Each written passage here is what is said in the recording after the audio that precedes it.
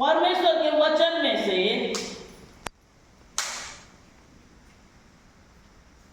पहला राजा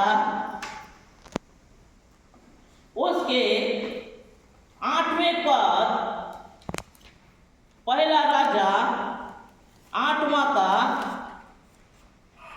36वां इसमें सुलेमान प्रार्थना परमेश्वर से करते हैं। आप पढ़िए 27 को पढ़िए।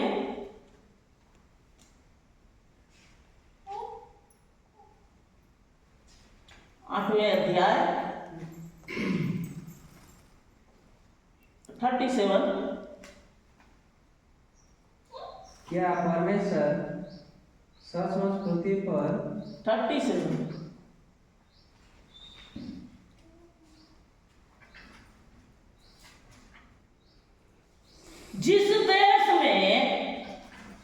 जिस देश में अकाल या मरी या झुलस हो, गिरी हो, टिड्डिया कीड़े लगे या शत्रु देश के फाटक में घेरे रहे अथवा कोई विपत्ति या रोग क्यों ना हो।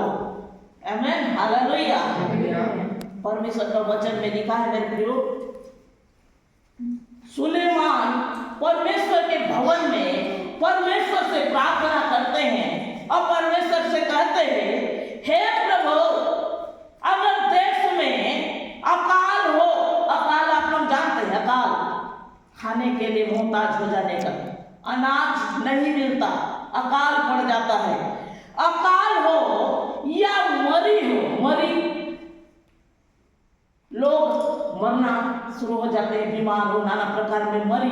आज एक गांव में इतने लोग खत्म हो गए, वो गांव में इतने लोग खत्म हो गए। कोरोना जब फैला था तो मेरे प्रियो वो लाशों का ढेर लगा हुआ था। तो वैसे समय के लिए परमेश्वर का वचन में लिखा है, हे प्रभु, अगर अकाल हो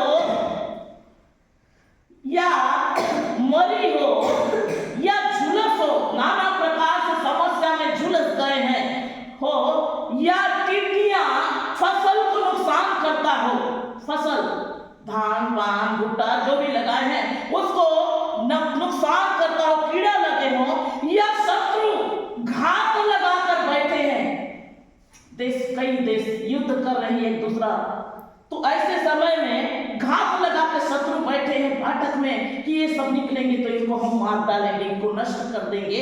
ऐसे समय भी जब आएगा और नाना प्रकार विपत्ति और नाना प्रकार रोग अगर हमारे जीवन में ऐसा आया तो भी, हे प्रभु, तब यदि कोई मनुष्य तेरी प्रजा इस्राएल अपने मन में दुख होकर जान ले और गिड़गिड़ाकर तेरे आगे प्रार्थना करे, जो भवन तूने बनाने के लिए कहा है वो भवन में जाकर अपने हाथों को उठाकर जब गिड़गिड़ाकर प्रार्थना करेंगे तो वो प्रार्थना को तू शुद्ध ही लेना। हालेलुया। 27 में लिखा है, आकाश और पृथ्वी की सृष्टि करने वाला यहोवा, क्या परमेश्वर सचमुच पृथ्वी पर रहेगा? स्वर्ग वरन सब ऊंचे स्वर्ग में भी तू नहीं समा सकता और ना ही पृथ्वी में समा सकता है। जो भवन तूने बनाया है हे प्रभु, वहां कहां से समाएगा? आमेन, हालेलुया। फिर भी तेरे दास के प्रार्थना को सुनना, और जो भवन है वहां जब वो गिड़गिड़ा कर तुझे दंडवत करे, आज ये भवन में आप लोग गिड़गिड़ा कर जब दंडवत करेंगे वो यहोवा वहां से सुनेगा, क्योंकि वह मन को जांचने वाला यहोवा है। हालेलुया।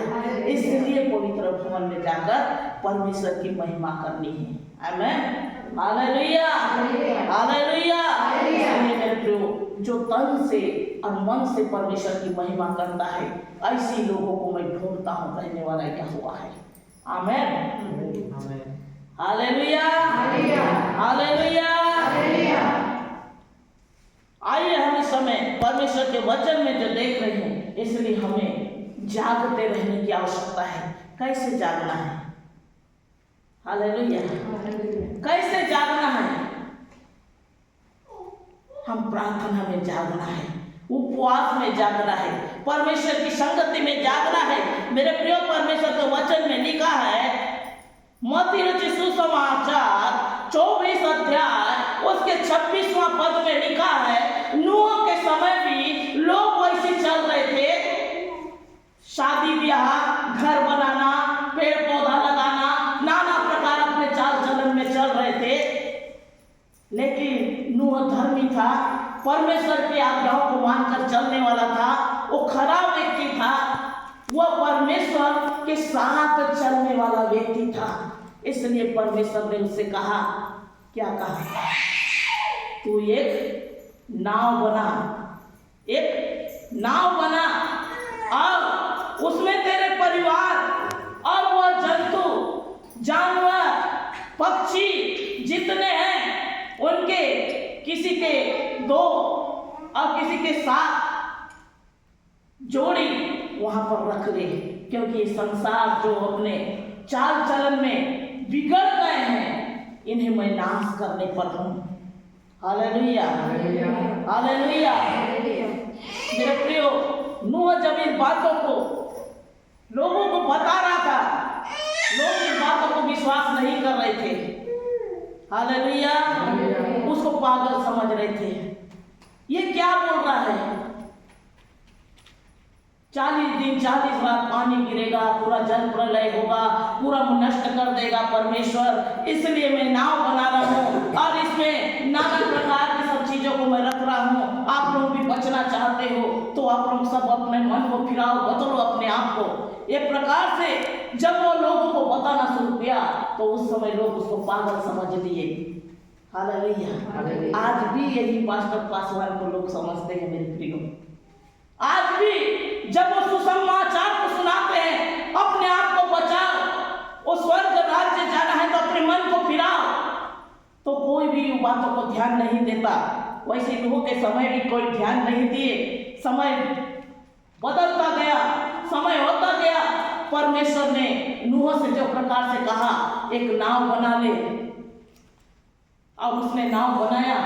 उसमें 3 अलग अलग भाग बनाया, पशु पक्षी को रखने के लिए, अपना रहने के लिए, खाने पीने के लिए पूरा सामग्री और जगह रख लिया। और परमेश्वर ने जब प्रकार से कहा 40 दिन 40 रात यहाँ बरसात होगा, परमेश्वर निश्चित समय में वो बरसात को शुरू किया। वो अपने परिवार को लेकर वहां चढ़ गया, बेटा, बहू, पति, पत्नी और जितना चीज को उसने कहा था, परमेश्वर ने कहा था, सबको लेकर चले गया। जब वो दरवाजा परमेश्वर ने बंद कर दिया, हालेलुया, पूरा जब सामान वहां पहुंच गया, परमेश्वर ने कहा आज से 7वां दिन में बारिश होगा। और बारिश जैसे शुरू हुआ, उस समय लोगों ने देखा, ये नूह तू हमें बचा, हम भी तेरे साथ आना चाहते हैं। उस समय वो दरवाजा अगर नूह बंद किया होता तो वह खोल देता। मेरे प्रियो, उस दरवाजा को परमेश्वर ने बंद किया था। हालेलुया।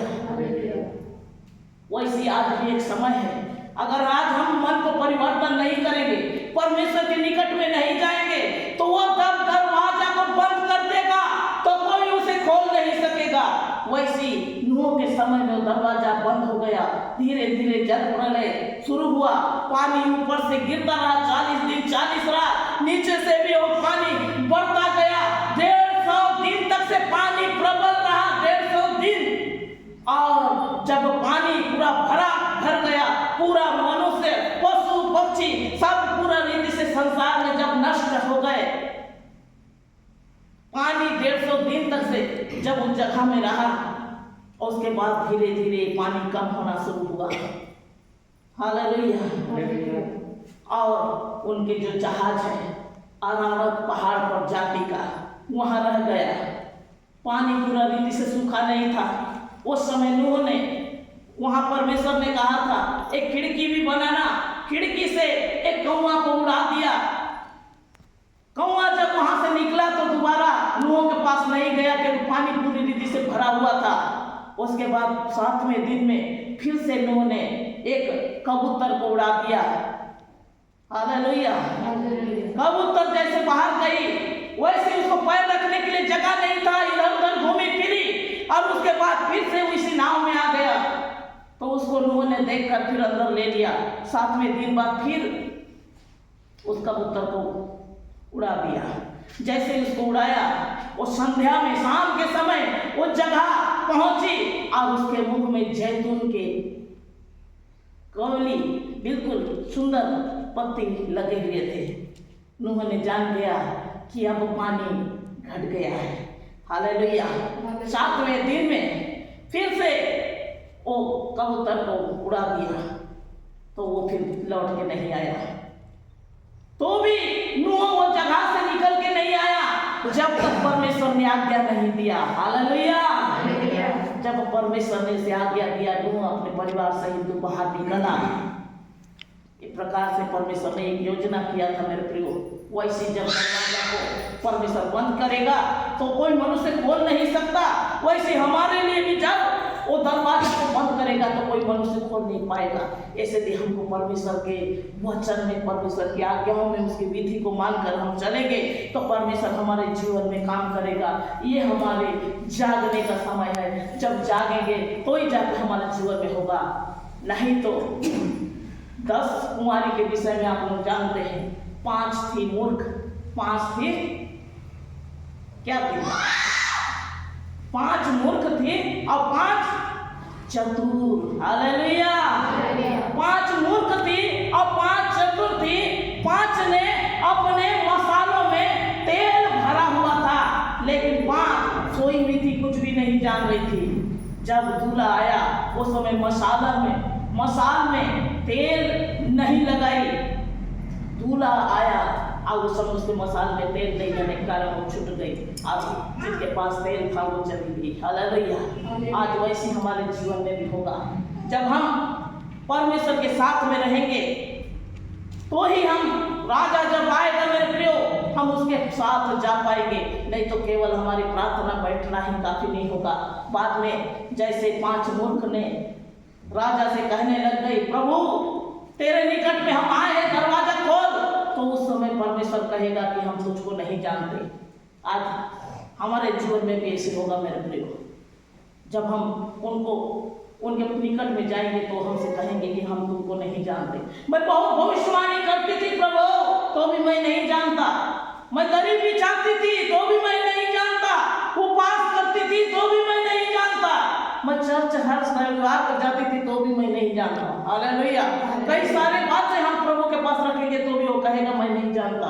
इसलिए मेरे प्रियो, हम प्रभु में पूरी रीति से, तन से, मन से हम जुड़े रहेंगे तो परमेश्वर हमारे जीवन में बहुत आश्चर्य रीति से काम करेंगे। हालेलुया। हालेलुया। इसलिए अभी जागने का समय है। जब हमारी इच्छा होगा तो हम चर्च चले जाएंगे, जब इच्छा नहीं होगा तो नहीं गए। ये प्रकार से अगर हमारा जीवन है तो अभी हम बदलने का समय है। हम प्रभु के निकट में जाए और परमेश्वर की महिमा करें। आमीन। हालेलुया। हालेलुया। परमेश्वर का वचन में जो प्रकार से लिखा है, प्रकाशित वाक्य 16 अध्याय 13वां पद में लिखा है, आज श्वेत वस्त्र को बचाने की आवश्यकता है। श्वेत वस्त्र हमारे जीवन पहनने की आवश्यकता है। हालेलुया। आइए हम देखें परमेश्वर के वचन में से प्रकाशित वाक्य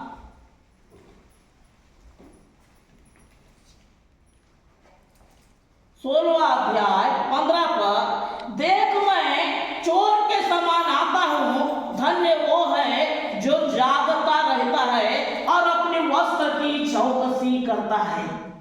जब हम जागते रहेंगे मेरे प्रियो तो ही हमारा वस्त्र का हम चौकसी कर पाएंगे।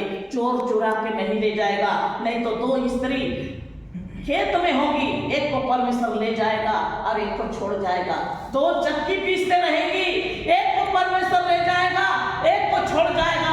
एक प्रकार से हम कहीं छूट ना जाए, इसलिए हम जागते रहे, परमेश्वर में हम जागते रहे, परमेश्वर के साथ हमें लगे रहे, प्रार्थना में हम लगे रहे। परमेश्वर के साथ हम जब लगे रहेंगे, परमेश्वर हमारे जीवन में नई नई आशीषों को हमारे जीवन में देंगे। हालेलुया। आज जागने की आवश्यकता है, परमेश्वर के साथ बने रहने की आवश्यकता है। इसलिए परमेश्वर का वचन में लिखा है, यदि तू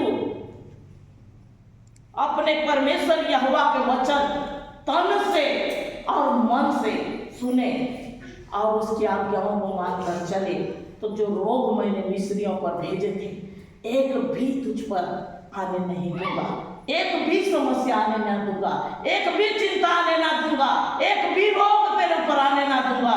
इसलिए तू निरंतर परमेश्वर में लगे रह, तन और मन के साथ में लगे रहे। मैं आने वाले समय में तेरे जीवन में वो अनुग्रह आशीष दूंगा। जो नूह परमेश्वर के संग में लगा था, वो खड़ा था, परमेश्वर के साथ चलने वाला व्यक्ति था, इसलिए परमेश्वर ने उसके परिवार को बचा कर रखा और उसके जीवन में आशीष को भर दिया। वैसी हम भी परमेश्वर के साथ में लगे रहेंगे तो मेरे प्रियो, हम भी इस संसार में रहेंगे और आने वाले जीवन में, आने वाले समय में परमेश्वर हमारे जीवन में स्वर्ग का राज्य हमारे जीवन में देगा। हालेलुया। हम स्वर्ग के वारिस बनेंगे, स्वर्ग राज्य के वारिस बनेंगे, परमेश्वर के उस राज्य के वारिस हम बन पाएंगे यदि हम परमेश्वर के वचन को मानकर चलेंगे तो। आमेन। हालेलुया, हालेलुया, हालेलुया। परमेश्वर छोटे से वचन द्वारा आप सबको आशीष दे। आमेन।